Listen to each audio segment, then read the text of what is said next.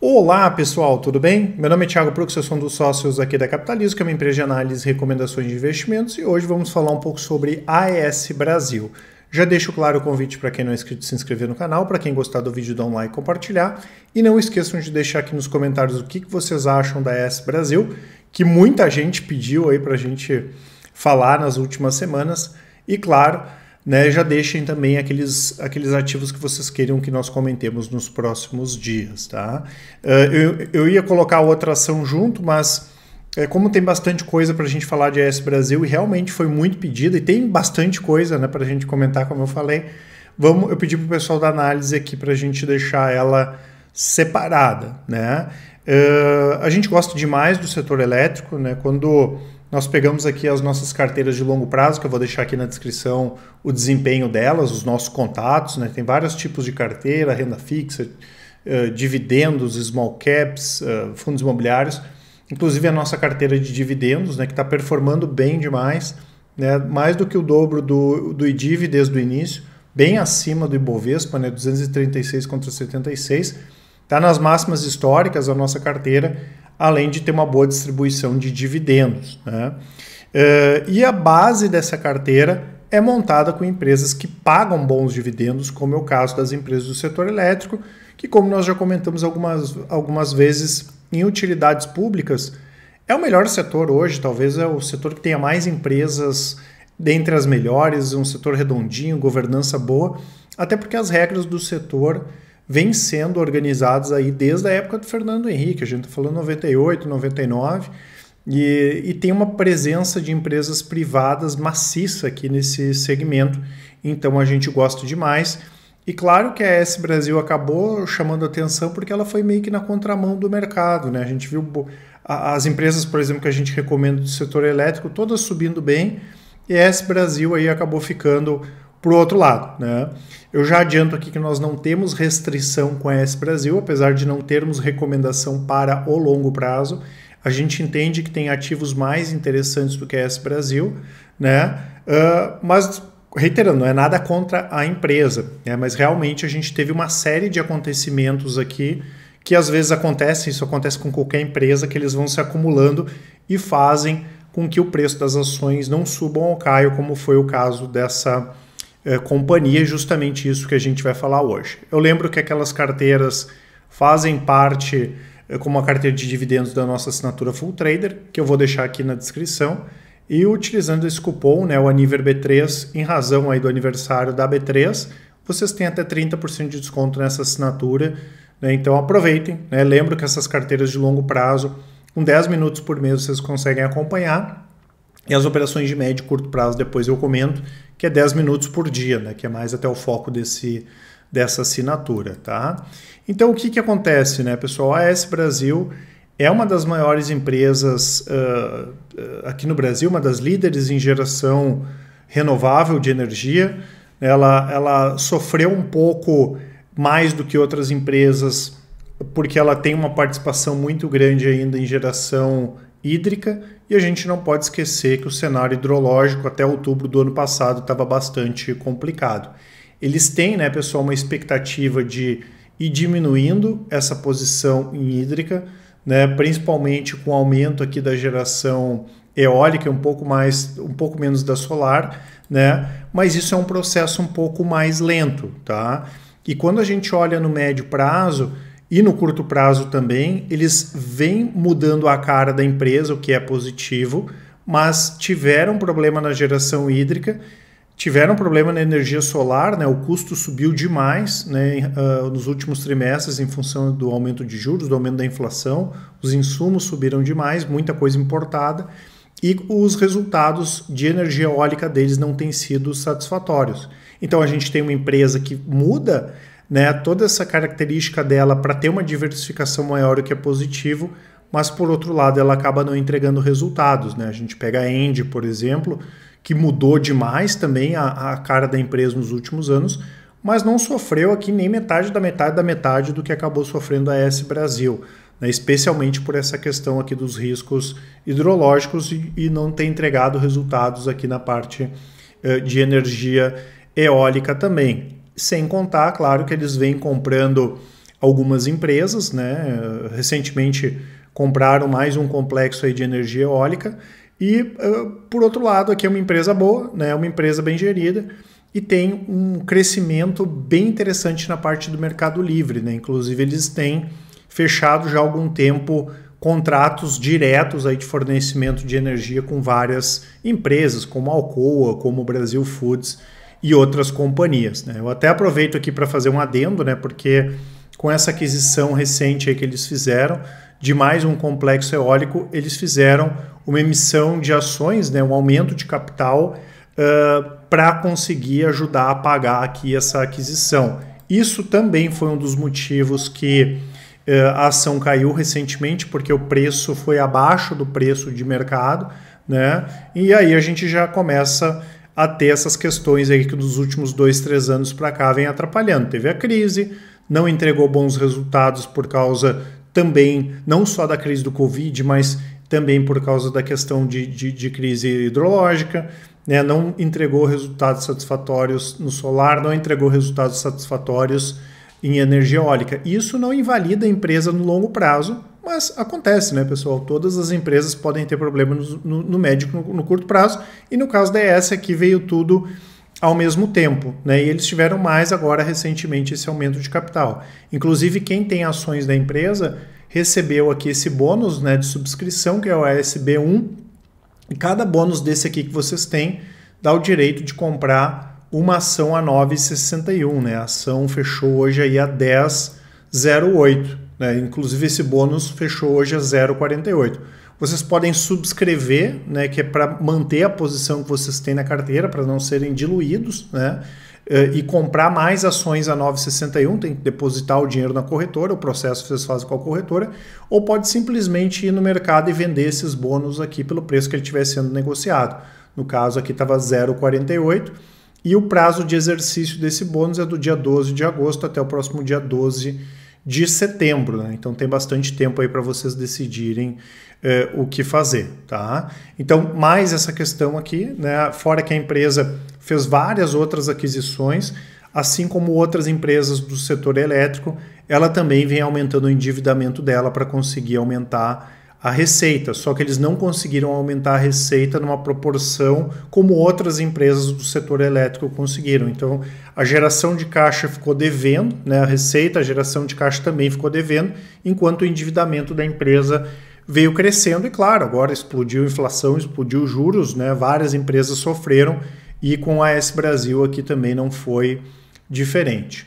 Outra questão importante, né, pessoal, que para a gente foi bastante emblemática, né? Essa aqui é a estrutura hoje societária da AS Brasil, né? E até julho do ano passado nós tivemos a Eneva fazendo uma oferta aqui para ficar com uma parte que o BNDES tinha, né? O BNDES tinha mais de 20%, quase mais de 30%, se não me falha a memória, e hoje eles têm aqui 8%, eles queriam vender essa parte no mercado, e a Eneva fez uma oferta, né, que para a gente era super interessante.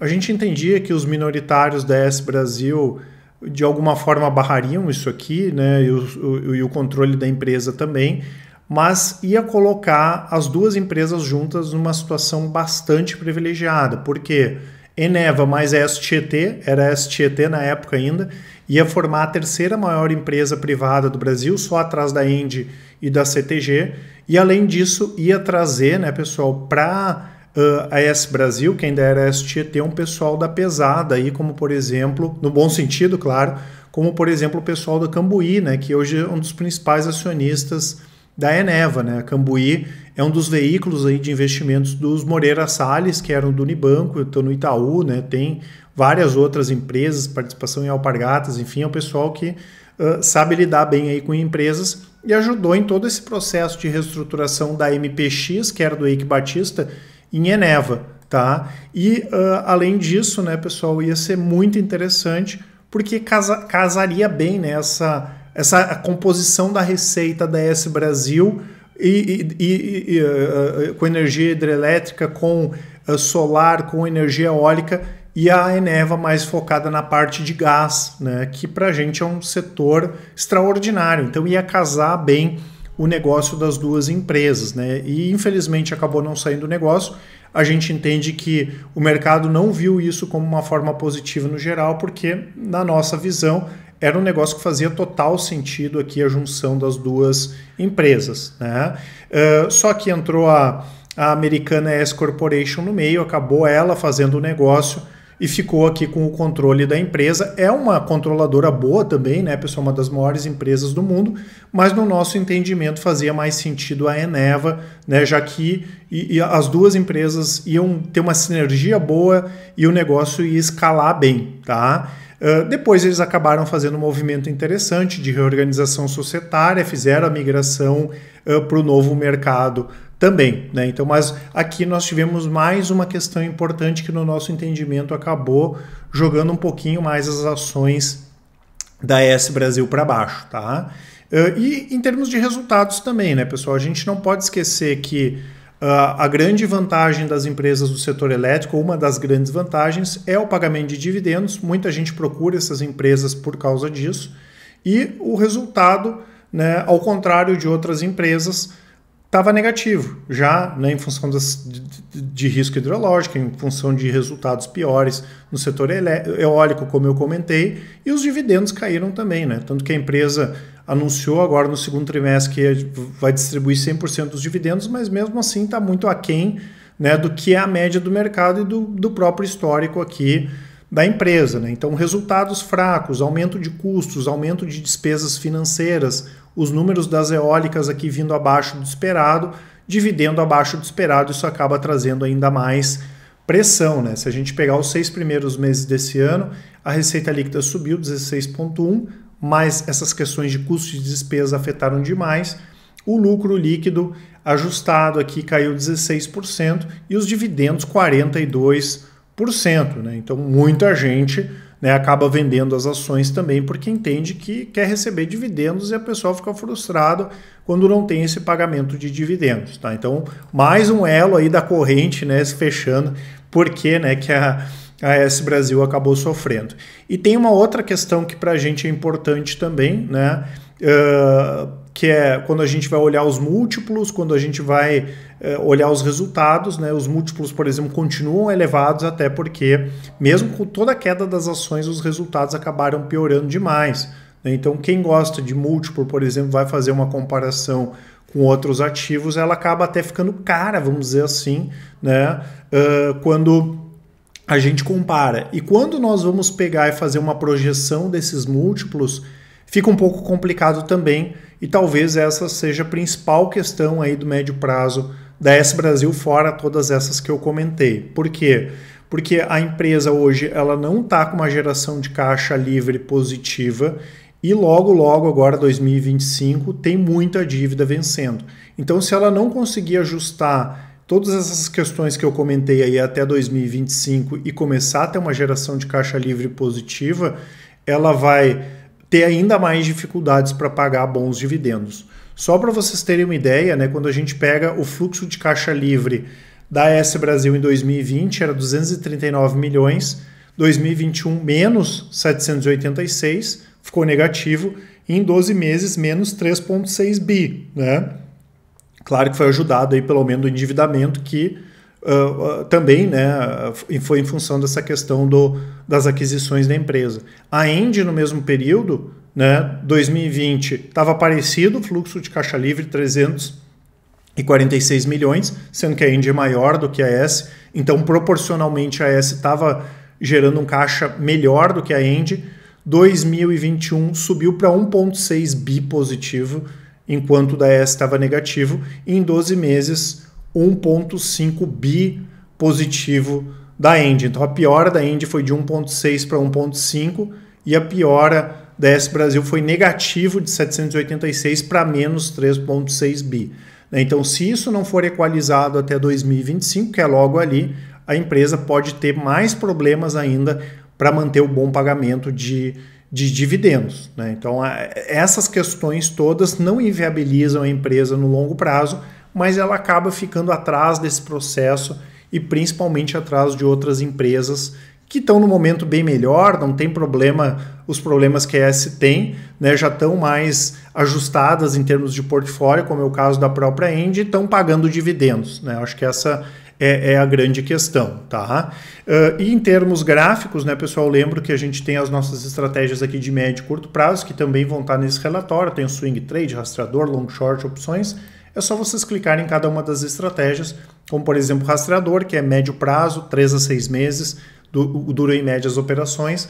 Aqui com 10 minutos por dia vocês conseguem acompanhar. Está com desempenho de mais de 2.000% contra 76% do Ibovespa desde 2017. Tem outras estratégias e todos os nossos contatos.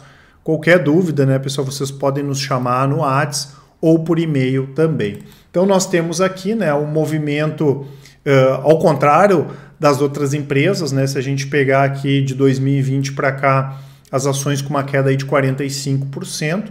E para o médio prazo, daqui a um pouco começa a ficar interessante.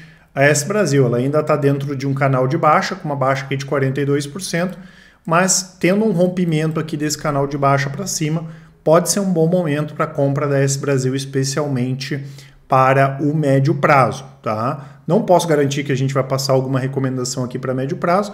Para o longo prazo, nesse momento, é difícil, porque a gente prefere outros ativos, mas tá aí, né, pessoal? Como eu falei, né, tem todas essas questões aí de médio prazo para a companhia ajustar, tá certo? Um grande abraço e ótimos investimentos. Até mais!